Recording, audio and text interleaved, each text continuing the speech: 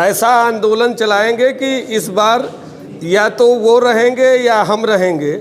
निश्चित रूप से अविलंब मुकदमा वापस लेने और अगर अपनी भलाई चाहते हैं तो क्षमा मांग लें, वार्ता कर लें। अगर कोई हल निकल सकता है तो निकले, नहीं तो इस्तीफा देके साथियों, इस समय हम मौजूद हैं जनपद के सबसे बड़े कॉलेज में। ये तिलकधारी महाविद्यालय का परिसर है और यहाँ विगत दिनों एक वीडियो वायरल होता है शिक्षकों का और प्राचार्य महोदय के बीच का, और उसको वायरल होने को लेकर के वरिष्ठ पुलिस अधीक्षक के पास प्राचार्य जाते हैं और कुछ शिक्षकों के खिलाफ मुकदमा दर्ज कराते हैं। अब इस मामले को 2 दिन बीत चुके हैं और इसे लेकर के अब शिक्षक संघ और शिक्षक इस महाविद्यालय में एक बैठक कर रहा है, जिसमें आइए आपको बताते हैं कि उन शिक्षकों का क्या कहना है और इन सभी मामलों पर प्राचार्य आलोक सिंह का क्या कहना है। आइए आपको मिलवाते हैं। तिलकधारी महाविद्यालय के प्राचार्य डॉक्टर आलोक कुमार सिंह के तानाशाही रवैये से त्रस्त आकर आज हम शिक्षक साथियों को यहाँ इकट्ठा होकर अपनी बातों को उनके उनके खिलाफ संघर्ष किस तरीके से करना है, इसको लेकर एक बैठक करनी। कॉलेज में एक बैठक चल रही शिक्षकों की, क्या मामला है? सर्वप्रथम तो मैं अपना परिचय देना चाहूँगा। मेरा नाम डॉक्टर राहुल सिंह है। वर्तमान में मैं संस्कृत विभाग में एसोसिएट प्रोफेसर पर कार्यरत हूँ और वीर बहादुर सिंह पूर्वांचल विश्वविद्यालय शिक्षक संघ के अध्यक्ष का दायित्व का निर्वहन कर रहा हूँ। जो ये बैठक चल रही है, ये प्राचार्य जी के पूर्ण तानाशाही के खिलाफ बैठक है। प्राचार्य जी के लगभग 1.5 वर्षों से जो कृत्य चल रहे हैं, उस कृत्यों से ऊब करके आज हम लोगों ने इस बैठक को बुलाया है और आज इस बैठक में हम निर्णय लेंगे कि प्राचार्य जी का ये जो तानाशाही रवैया है, प्राचार्य जी का जो शिक्षकों के साथ, कर्मचारियों के साथ, छात्रों के साथ दुर्व्यवहार है, उस दुर्व्यवहार इत्यादि के परिप्रेक्ष्य में हम लोग क्या निर्णय लें और उसके लिए उस व्यवस्था को व्यवस्थित करने के लिए हम अपने संघर्ष को क्या स्वरूप दें। Professor Rajesh Singh law department में हूँ और शिक्षक संघ इकाई का अध्यक्ष हूँ। मैं इस बात का विरोध करता हूँ कि जब हमारे शिक्षक साथी अपनी जिम्मेदारियों का निर्वहन करने के लिए प्राचार्य से वार्ता के लिए गए, तो प्राचार्य का इतना तानाशाही रवैया है कि न उन्होंने उन शिक्षक साथियों के साथ बदतमीजी की, जबकि वो जेन्युइन मांग को लेके गए थे कि किसी शिक्षक साथी की बीमारी है, उनकी सैलरी मत काटिए, कुछ शिक्षक साथियों का प्रमोशन 6 महीने से ड्यू है उसको दे दीजिए, सैलरी 2-3 महीने से डिस्टर्ब है उस पर ध्यान दीजिए। लेकिन वो उनके साथ इतना अभद्र व्यवहार किए कि जिससे हमारे शिक्षक साथी उस पर नाराज़गी व्यक्त किए, तो उन्होंने उस पर FIR करा दिया। मैं उनके इस कृत्य की घोर निंदा करता हूं और मैं महाविद्यालय के शिक्षकों को ये आश्वस्त करता हूं कि हम सब लोग मिलके ऐसा आंदोलन चलाएंगे कि इस बार या तो वो रहेंगे या हम रहेंगे।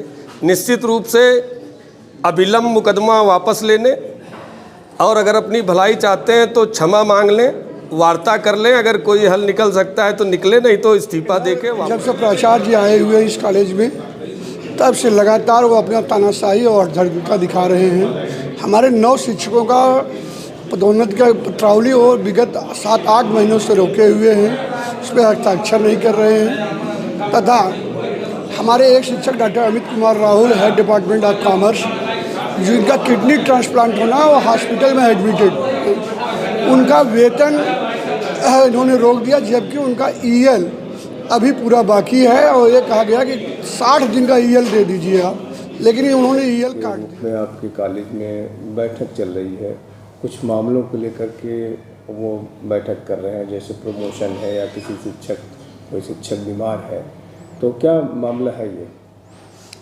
देखिए, अभी तक उनकी बैठक के संदर्भ में हमें कोई जानकारी नहीं हुई है और किन किन मुद्दों को लेकर बैठक कर रहे हैं मैं भी नहीं जानता हूँ।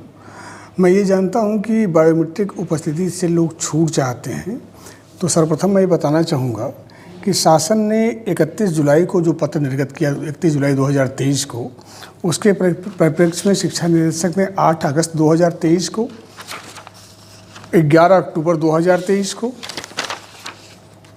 और 16 नवंबर 2023 को अनिवार्य रूप से बायोमेट्रिक उपस्थिति कराने के लिए निर्देशित किया। उक्त क्रम में प्रबंधक जी द्वारा भी निर्देशित किया गया है 20 अगस्त को। उसी का अनुपालन करते हुए 1 दिसंबर 2023 से हमारे यहाँ प्रभावी ढंग से बायोमेट्रिक अटेंडेंस लागू हो गया। 3.5 महीने से अधिक हो गए, किंतु शिक्षक ये चाहते हैं कि बायोमेट्रिक उपस्थिति न की जाए, किसी टाइम में न बधा जाए। चूँकि कतिपय शिक्षक अराजकता की स्थिति जानबूझ के उत्पन्न करना चाहते हैं। यूजीसी अधिनियम 2018 के अनुसार स्पष्ट रूप से कहा गया है कि 5 घंटे महाविद्यालय परिसर में एनवायरमेंट में पठन पाठन का कार्य होना चाहिए।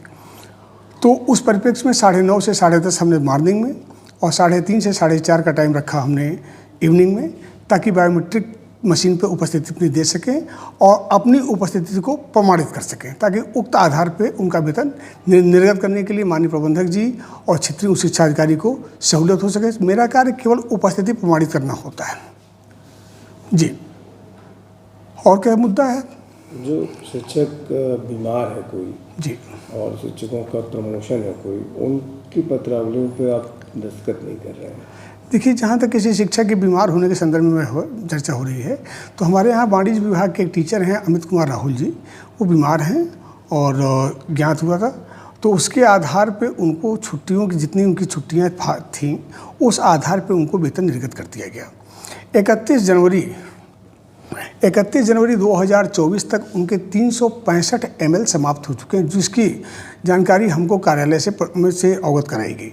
चूँकि किसी भी शासकीय कर्मचारी को 1 वर्ष से अधिक की चिकित्सीय अवकाश अनुमन्य नहीं होता है। इस परिप्रेक्ष्य में माननीय प्रबंधक जी से बात की गई, क्षेत्रीय उच्च शिक्षा अधिकारी कार्यालय बात की गई और उसके अनुरूप उन्होंने कहा कि 1 वर्ष से आप नहीं दे सकते हैं।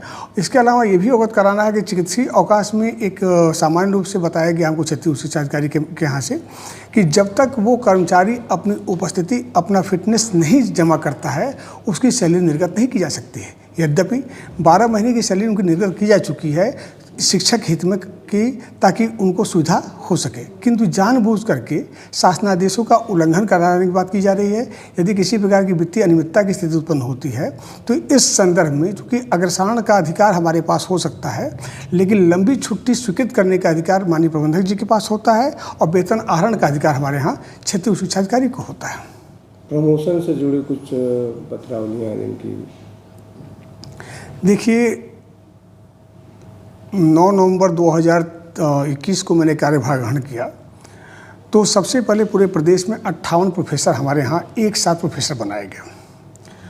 उस पे कतिपय किसी व्यक्ति के द्वारा शिकायत की गई। उस पे लोगों ने ये कहा कि 58 लोगों का प्रमोशन जो है वो कहीं संदेहास्पद है, लेकिन उक्त संबंध में हमने कोई संज्ञान नहीं लिया, क्योंकि बहुत ज़्यादा हमको उस पर कोई प्रेशर नहीं पड़ता हमारे ऊपर। पूरे प्रदेश में एक मुश्त 58 प्रोफेसरों का प्रमोशन सिर्फ टेडी कॉलेज में हुआ। हमारे यहाँ प्रमोशन की प्रक्रिया ऑटोमेटिक चलती रहती है। चूँकि हमारा महाविद्यालय बहुत बड़ा है, स्टाफ बड़ा है, तो चूँकि माननीय अध्यक्ष जी के से निर्देशित किया गया कि आप वर्ष में 2 या 3 बार ही प्रोन्नति की प्रक्रिया आरंभ करें। जिन लोगों ने IQAC में अपने डॉक्यूमेंट जमा कर दिए, IQAC प्रभारी के आख्या के आधार पे मैंने विश्वविद्यालय से विशेषज्ञ नामित करने के लिए पत्र लिखा।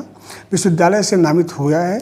इस बात को मैंने IQAC प्रभारी से कहा है कि आप उस पर अपना बताइए कि आप डेट निश्चित करवाइए और उसके संदर्भ में आप एक पत्र दीजिए लिखित रूप में।